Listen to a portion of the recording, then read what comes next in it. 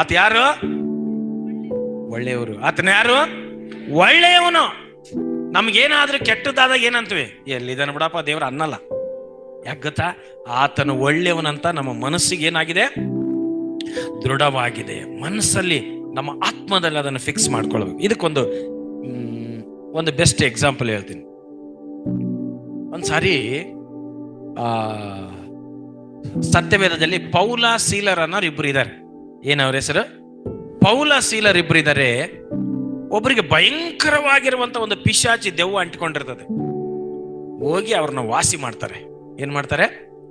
ವಾಸಿ ಮಾಡ್ತಾರೆ. ವಾಸಿ ಮಾಡಿದ ತಕ್ಷಣ ಅಲ್ಲಿ ಜನ ಎಲ್ಲ ಸೇರಿ ಅವ್ರನ್ನ ಒಡೆದು ಬಡಿದು ಬಟ್ಟೆಗಳಾರ್ದು ರಕ್ತ ಬರಂಗ್ ಮಾಡಿ ಇವ್ರನ್ನ ಏನ್ ಮಾಡ್ತಾರೆ? ಸೈನಿಕರನ್ನ ಕರೆಸಿ ಇವ್ರನ್ನ ಜೈಲಿಗೆ ಹಾಕ್ತಾರೆ. ಎಷ್ಟು ಜನ ಗಮನಿಸ್ತದ್ರಿ ಈ ಮಾತುಗಳು? ಏನ್ ಮಾಡ್ತಿದ್ದಾರೆ? ಜೈಲಿಗೆ ಹಾಕ್ತಿದ್ದಾರೆ. ಜೈಲಲ್ಲಿ ರಾತ್ರಿ ಇವ್ರು ಏನ್ ಮಾಡ್ತಿದ್ದಾರೆ? ಎಲ್ಲ ರಕ್ತ ಎಲ್ಲ ಒರೆಸ್ಕೊಂತಿದ್ದಾರೆ, ಬಟ್ಟೆ ಎಲ್ಲ ಸರಿ ಮಾಡ್ಕೊಂತಿದ್ದಾರೆ. ಈಗ ನಾವಾದ್ರೆ ಯೋಚನೆ ಮಾಡ್ತಿದ್ದೆ, ದೇವ್ರಿ ನಾನು ನಿನ್ ಕೆಲಸ ತಾನೇ ಮಾಡಿದ್ದು. ಒಬ್ರಿಗೆ ದೆವ್ವ ಬಿಡಿಸಿದ್ದು ಒಳ್ಳೇದ ಕೆಟ್ಟದ್ದ?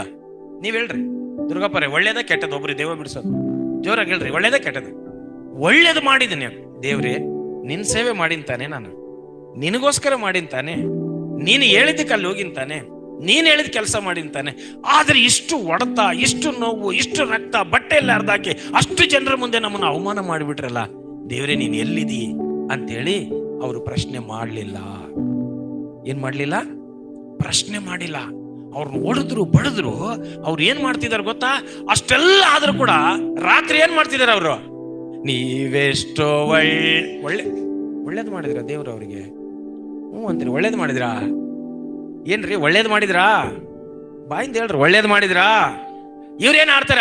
ನೀವೆಷ್ಟೋ ಒಳ್ಳೆಯವ್ರ. ಮೈಯೆಲ್ಲ ನೋವು, ರಕ್ತ, ಬಟ್ಟೆ ಅರ್ಧೋದ್ರು ಕೂಡ ಅವ್ರ ಹಂಗೇ ಹೇಳ್ತಾರೆ. ಯಾಕೆ? ವಾಕ್ಯದಲ್ಲಿ ಬರೆಯಲ್ಪಟ್ಟಿದೆ, ಥೆಸಲೋನಿಕದಲ್ಲಿ, ಎಲ್ಲಾ ವಿಷಯದಲ್ಲಿ ದೇವರಿಗೆ ಕೃತಜ್ಞತಾ ಸ್ತುತಿ ಮಾಡಿರಿ, ಇದು ಏನಂತೆ? ಕ್ರಿಸ್ತನಲ್ಲಿರುವ ದೇವರ ಚಿತ್ತ ಅಂತಿದೆ.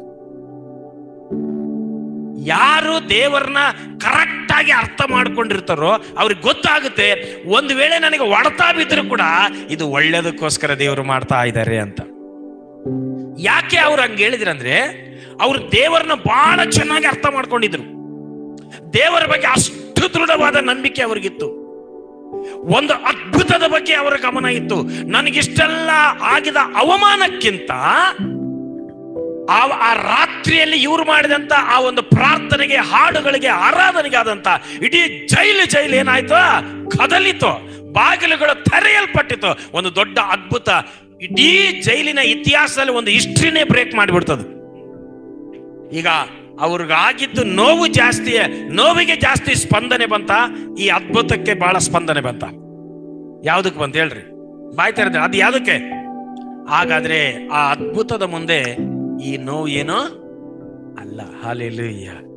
ದೇವ್ರನ್ನ ಯಾರು ಕರೆಕ್ಟ್ ಆಗಿ ಅರ್ಥ ಮಾಡ್ಕೊಂತಾರೋ, ಪ್ರತಿಯೊಂದು ಸಿಚುವೇಶನ್ ಏನಂದ್ರೆ, ಪ್ರತಿಯೊಂದು ಪರಿಸ್ಥಿತಿಯಲ್ಲೂ ಕೂಡ, ಪ್ರತಿಯೊಂದು ಸಂದರ್ಭದಲ್ಲಿ ಕೂಡ ದೇವರಿಗೆ ಸ್ತೋತ್ರ ಹೇಳ್ತಾರೆ.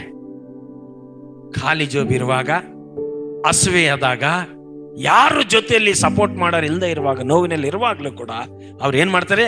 ನೀವೆಷ್ಟು ಒಳ್ಳೆಯವರಪ್ಪ, ಹೇಗೇಳಪ್ಪ. ನಾವೇನ್ ಮಾಡ್ತೀವಿ ಗೊತ್ತಾ? ನೋವಾದಾಗ, ಕಷ್ಟ ಆದಾಗ, ದುಃಖ ಆಗ, ನಿರಾಶೆ ಆದಾಗ ಏನ್ ಮಾಡ್ತೀವಿ ನಾವು? ದೇವರಿಗೆ ಏನ್ ಸಲ್ಸಲ್ಲ?